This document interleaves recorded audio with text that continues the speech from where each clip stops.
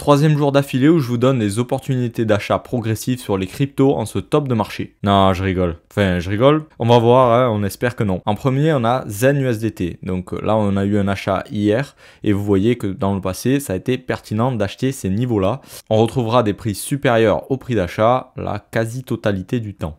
Ensuite, on a Forth USDT. Donc là, pareil, on a eu plusieurs signaux d'affilée. Pareil, ça a été pertinent dans le passé. Ensuite, on a Mana. Mana très faible.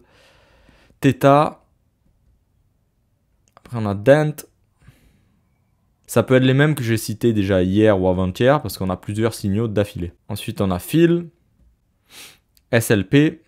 Ensuite, on a tout cela. Ils sont un peu moins forts. On va voir ce qu'ils donnent quand même. Donc là, Render. Vous voyez qu'à chaque fois, ça a été des super prix. Bon, je vous dis pas que ça va repartir comme une flèche, mais bon, on commence à avoir des bonnes entrées. Ensuite, Mask.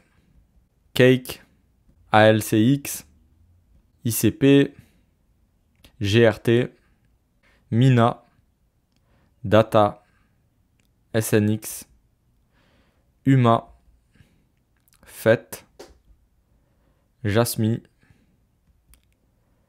ING, Alice, HFT, bon, celui-là très baissier quand même.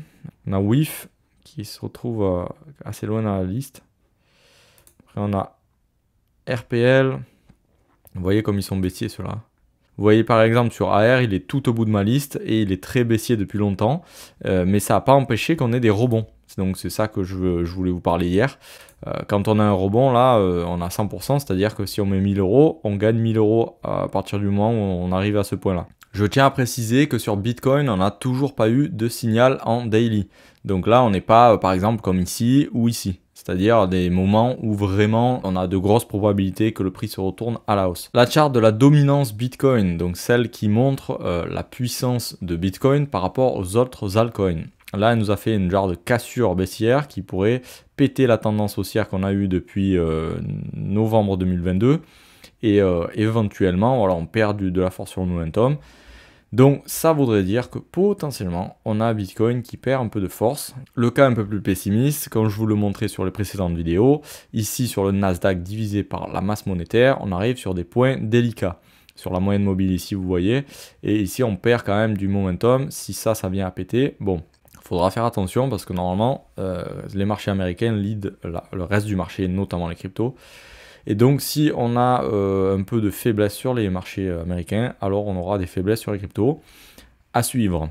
Sur le site CoinGlass que j'affectionne particulièrement, par exemple sur Bitcoin à 110 000 ici, on a quand même des liquidations à venir chercher. Je vous rappelle que ça fait office un peu dément pour le prix. Mais quand on dézoome un peu, là j'ai mis en 3 mois, on voit qu'il y a beaucoup plus d'accumulation de liquidation au sud.